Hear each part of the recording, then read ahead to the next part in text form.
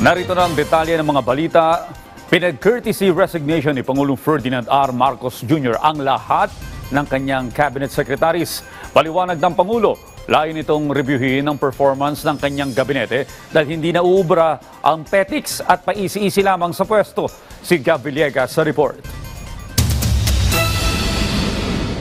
Walang lugar ang petics sa administrasyon ni Pangulong Ferdinand R. Marcos Jr.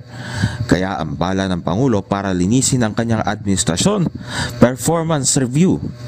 Pinagahain na ng Chief Executive ng courtesy resignation ang lahat ng cabinet secretaries para rito. Git ng Pangulo na kailangan mag-realign ang gobyerno para tugunan ang ekspektasyon ng mga Pilipino. Kailangan na raw kumilos ang pamahalaan lalo pat nagsalita na ang taong bayan nitoong nakaraang eleksyon. Paglilinaw ng Pangulo, walang target na personalidad ang balasahan sa gobyerno. Pero para sa mga sasablay sa performance review, ito ang naging babala ng Pangulo. Ang gagawin natin, performance review.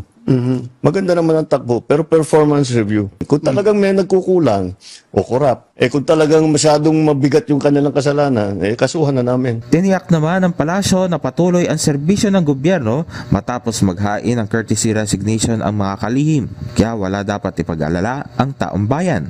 Dapat mas matuwa po ang taong bayan dahil pinapakita po ng Pangulo na sabi nga natin walang puwang sa gobyerno, sa administrasyon, ang tamad at ang korap.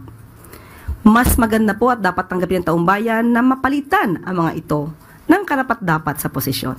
At yun naman po ang kagustuhan ng Pangulo. Manatili sa pwesto ang mga wala pang nailulong Silvira challenge. Dapat sila sa pwesto. Ito yung tamang panahon para ipakita nila na dapat sila manatili sa kanilang posisyon. Pero kapag nakita po talaga ng Pangulo na hindi mo deserve ang iyong posisyon, you will be out. Na hindi lang ito bigla ang desisyon ng Pangulo. Hindi lamang po ito ngayon. Talaga pong nire-review. Tandaan po natin, marami na natatanggal bago pa nagkaroon ng eleksyon. Bago pa nangyari ang eleksyon.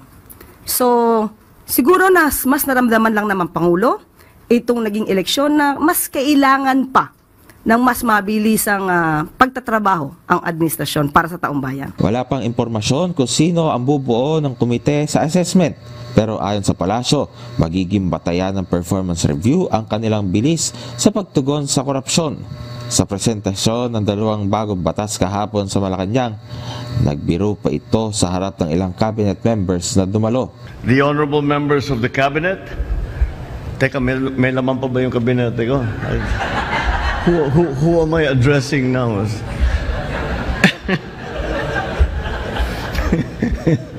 we are in flux. Gab Humilde Villegas para sa Pambansang TV sa Bagong Pilipinas.